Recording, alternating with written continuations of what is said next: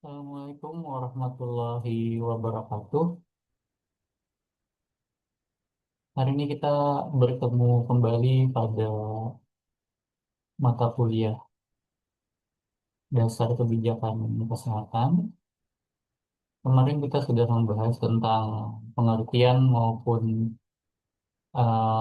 bagaimana langkah formulasi kebijakan dibentuk, mulai dari kemarin formula adanya agenda setting, formulasi, adaptasi, implementasi, dan evaluasi. Hari ini kita akan eh, melanjutkan materi berikutnya yaitu tentang analisis kebijakan kesehatan.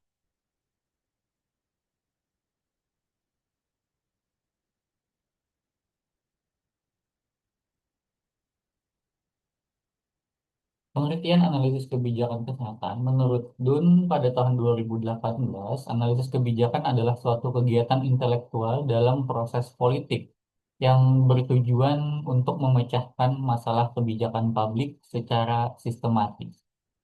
Hughes, Mays, dan Ward pada tahun 2012 menyatakan bahwa policy analysis is a concern with understanding how policies are formed and implemented and evaluating their impact. Bridgman and Davis pada tahun 2004 menyatakan bahwa analisis kebijakan merupakan upaya sistematis untuk memahami, mengembangkan, dan mengusulkan kebijakan dengan mempertimbangkan konteks sosial, politik, dan ekonomi. Tujuan analisis kebijakan adalah menjelaskan kebijakan yang ada secara deskriptif, mengevaluasi efektivitas dan juga dampaknya, dan memberi rekomendasi terhadap alternatif kebijakan yang sifatnya normatif. Karakteristik analisis kebijakan harus berdasarkan evidence base atau berbasis bukti, menggunakan pendekatan yang sifatnya sistematikal, melibatkan berbagai aktor dan perspektif, dan juga bersifat multidisipliner, politik, ekonomi, hukum, dan juga kesehatan. Jadi tidak boleh hanya melihat dari satu sisi saja, politik, atau hanya ekonomi saja, atau hanya kesehatan saja. Banyak pertimbangan yang sifatnya multidisipliner untuk bisa melihat sebuah tujuan maupun kebijakan tersebut. Contoh dalam analisis kesehatan, misalnya, pemerintah ingin menurunkan angka stunting di suatu daerah. Analisis kebijakan yang dilakukan untuk menilai penyebab stunting, program yang telah dilakukan, efektivitas intervensi sebelumnya, serta merancang intervensi baru berdasarkan data yang didapatkan berdasarkan hasil evaluasinya. Mengapa perlu dilakukannya analisis setelah kebijakan itu diimplementasikan? Maka dilakukan evaluasi. Setelah evaluasi, maka akan dilakukan sebuah analisis berdasarkan hasil yang ada. Tujuannya adalah untuk membuat kebijakan yang nantinya tepat sasaran. Jadi analisis ini juga membantu mengidentifikasi masalah yang sebenarnya, bukan hanya gejalanya.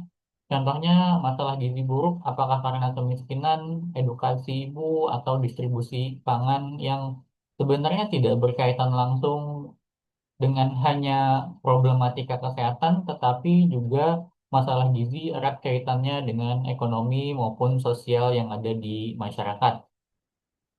Yang kedua, mendukung keputusan yang rasional dan berbasis data. Tanpa analisis, keputusan sering diambil berdasarkan intuisi saja, tekanan politik atau kepentingan tertentu. Yang kemarin kita pelajari bahwa bisa saja sebuah kebijakan itu muncul dikarenakan adanya kepentingan-kepentingan tertentu yang memang disetting atau diagendakan. Dengan analisis kebijakan ini dirumuskan berdasarkan data atau bukti. Makanya tadi prinsipnya sebuah analisis itu mengharuskan adanya sebuah evidence base atau bukti nyata bahwa kebijakan tersebut dinyatakan efektif atau belum efektif. Yang ketiga, menghindari dampak negatif. Kebijakan yang buruk bisa menyebabkan kerugian besar. Contohnya adalah kenaikan premi BPJS yang tanpa analisis dampak itu. Terjadi lagi resistensi publik di mana publik tidak mau membayar premi karena kan atau kepatuhan mereka terhadap pembayaran premi itu menjadi bermasalah lagi. Yang awalnya dulu keanggotaan BPJS itu menjadi masalah, banyak yang tidak mau ikut, banyak yang memilih untuk tidak menggunakan BPJS dikarenakan birokrasi dan juga administrasinya yang terlalu sulit. Sekarang preminya dinaikkan yang juga akan menghasilkan sebuah resistensi publik lagi yang mana masyarakat akan tidak mau bayar atau nanti kepatuhannya terhadap pembayaran premi berkurang. Jadi sebuah kebijakan itu jangan sampai membuat kerugian yang besar. Yang keempat, efisiensi anggaran dan sumber daya. Analisis kebijakan menilai mana solusi yang paling efektif dan efisien dari berbagai alternatif. Yang kelima, transparansi dan akuntabilitas. Dokumen analisis menjadi bukti akuntabilitas publik. Bisa dievaluasi dan ditinjau kembali jika hasilnya tidak sesuai harapan. Maka dari itu, analisis kebijakan di sini sangat penting, baik dari perspektif si institusinya, baik dari perspektif pemerintah daerah maupun pemerintah pusatnya, tapi juga masyarakat, cendekiawan, akademisi juga mereka berperan untuk melakukan menganalisis kebijakan-kebijakan yang telah diberikan atau yang telah ditetapkan oleh pemerintah. Contoh dalam konteks pelayanan kesehatan, di mana di sini ada kasus tentang penempatan tenaga kesehatan dengan analisis di sini menyesuaikan dihasilkan sebuah beberapa bukti atau evidence base yang pada akhirnya akan memunculkan sebuah analisis kebijakan yaitu di mana mungkin terkait dengan kebijakan penempatan tenaga kesehatan kita itu perlu disesuaikan beban kerja dan dari setiap wilayahnya. Kalau tanpa analisis, maka biasanya yang akan dilakukan adalah asal sebar dan tidak sesuai kebutuhan. Subsidi obat juga dikhususkan untuk penyakit kronis tertentu karena kita tidak memiliki pendanaan yang banyak, pendanaan kita itu terbatas terkait dengan obat-obatan, makanya hanya beberapa penyakit yang diberikan subsidi. Kalau tanpa analisis, maka semua subsidi yang akan menghasilkan boros anggaran seperti itu. Kalau di BPJS berarti ada paket atau inasi bijisnya yang dimana tujuannya adalah beberapa penyakit yang sifatnya bisa dihandle dengan pelayanan primer atau yang paling banyak menghabiskan atau membuat finansial masyarakat menjadi berkurang atau finansial masyarakat atau ekonomi masyarakat itu menjadi susah diakibatkan oleh pembayaran pelayanan kesehatan yang terlalu mahal, maka dilakukanlah subsidi pada paket pelayanan itu. Terus ada kampanye kesehatan didasarkan pada target demografis. Jadi kampanye kesehatan maupun dalam bentuk edukasi, penyuluhan, dan lain-lain biasanya itu menyesuaikan pada target demografis. Jadi tidak secara umum bentuk penyuluhan atau bentuk edukasi itu akan diterima oleh masyarakat. Misalnya demografisnya adalah ibu-ibu atau anak-anak atau remaja, maka berbeda bentuk kampanye kesehatan, bentuk edukasi maupun bentuk penyuluhannya juga dengan misalnya lansia, bapak-bapak, atau anak-anak. Kalau tanpa analisis, maka dia bersifat umum dan tidak berdampak signifikan. Jadi tidak sesuai sasaran dan tidak efisien dan efektif. Kebijakan tanpa analisis itu adalah peta tanpa kompas. Anda bergerak tetapi tidak tahu kemana. Komponen analisis kebijakan tidak hanya menjawab apa masalahnya, tetapi juga mengapa, siapa yang terlibat, dan eh, sebaiknya bagaimana penyelesaiannya. Komponen ini membantu menyusun argumen kebijakan yang logis dan juga sistematis. Beberapa contoh di sini dalam melakukan pertanyaan-pertanyaan kunci terhadap sebuah analisis kebijakan adalah terkait dengan problem identification-nya. Inti dari kebijakan adalah masalah publik yang butuh solusi, di mana pertanyaan kunci dari analisis kebijakannya adalah yang pertama apa yang menjadi masalah, mengapa penting, dan apa dampaknya jika dibiarkan. Misalnya contohnya tinggi angka stunting di Kabupaten X. Maka pertanyaan yang harus dijawab adalah apa masalahnya, mengapa ini penting, dan apa dampaknya itu apa jika dibiarkan.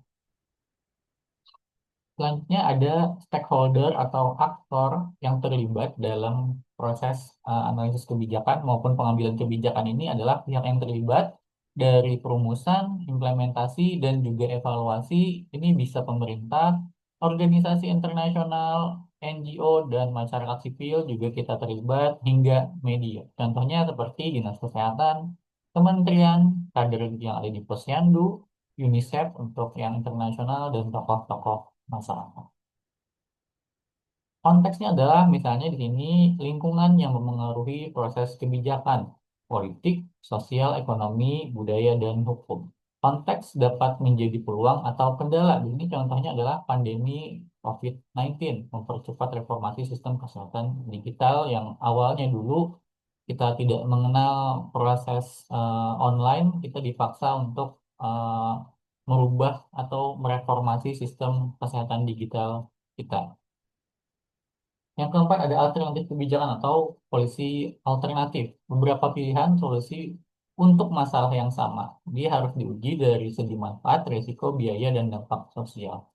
Contohnya untuk mengurangi stunting, edukasi gizi, versus intervensi makanan tambahan, atau versus perbaikan sanitasi. Yang mana yang lebih efektif dan efisien untuk menangani permasalahan stunting.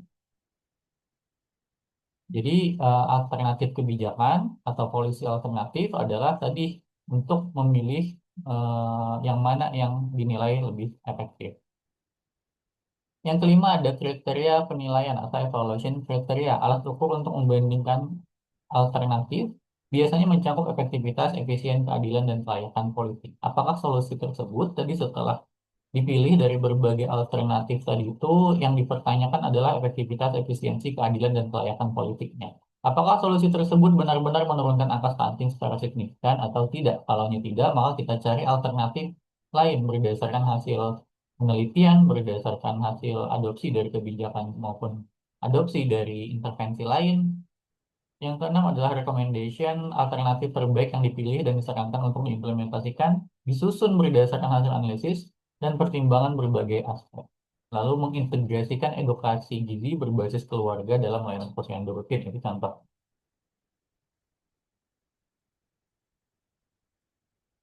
Ini adalah tabel ringkasan komponen dari yang tadi itu. Kalau ini kita bertanya uh, tentang masalahnya, maka itu adalah pertanyaan tentang apa atau what tadi itu. Apa masalahnya? Stuntingnya tinggi. Siapa yang terlibat? Seluruh institusi sampai ke tingkat masyarakat. Konteksnya itu apa? Kondisi sosial, politik, ekonomi, pandemi, anggaran yang rendah.